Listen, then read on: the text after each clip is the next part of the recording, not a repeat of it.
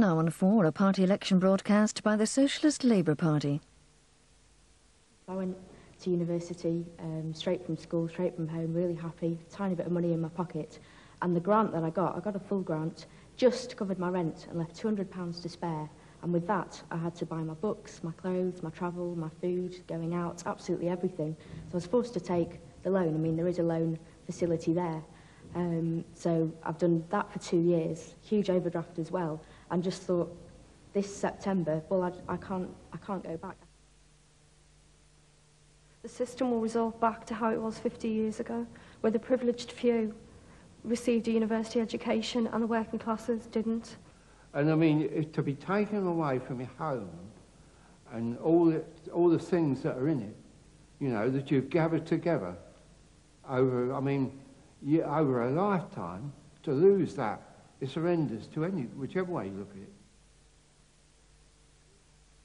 I think the most worrying thing for me in terms of people in need, elderly people, people with disabilities, is that they are being exposed to the market now. Care in the community is a real misnomer.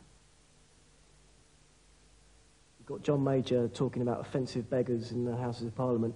You've got Jack Straw talking about squeegee merchants and all this sort of thing, and they're not talking about sorting out the causes of these problems. What they're talking about at the end of the day is just using them as a convenient scapegoat, someone who can't speak up, someone who can't really fight back, not in a position to fight back. We've got 250,000 skilled, semi-skilled and manual workers, construction workers, on the dole, on job seekers allowance. It doesn't make sense. Fundamentally, the rights of people living in this country have been so far reduced that effectively quite important laws which have been in this country for centuries now, the right to silence, for example, the right to protest freely, the right to picket, have all effectively been taken away. Those rights were fundamental to the way in which democracy works, and over the last 10 years, and over the last 18 years more particularly, those rights have been eroded. New Labour does not intend to give us those rights back. You see, the other aspect of privatisation, not just on the railways, but in almost every walk of our lives now, is what's been mentioned, this springing up of agencies that employ people on part-time, short-term contracts, where people now, many people in this country go to bed on a night not knowing whether tomorrow morning they're going to find out that they haven't got a job anymore, or maybe next month they're not going to have a job anymore, or next year.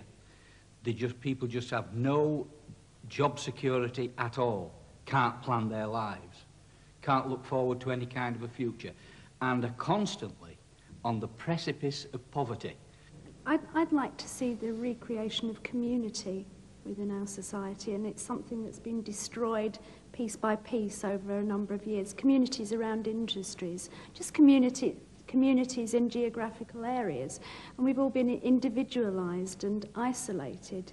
When this Tory government was elected in 1979, my son was a rising 5. He's never been brought up with that sense of community, and I think it's a very sad loss to him. We didn't used to lock our door then. Our front door was never locked. That was okay. We lived in a community. Now, to get house insurance, you have to have a burglar alarm and 5 locks on the door.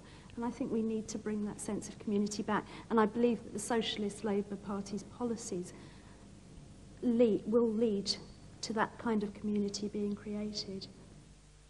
The fears and hopes expressed by these people can only be answered by the Socialist Labour Party, the only party with policies to deal with the question of unemployment, racism, homelessness and despair.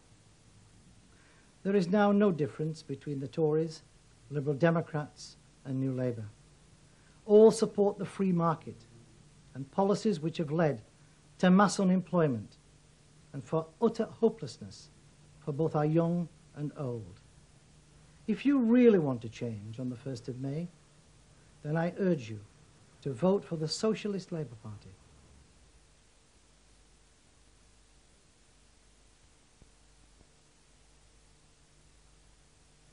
That was a party election broadcast by the Socialist Labour Party.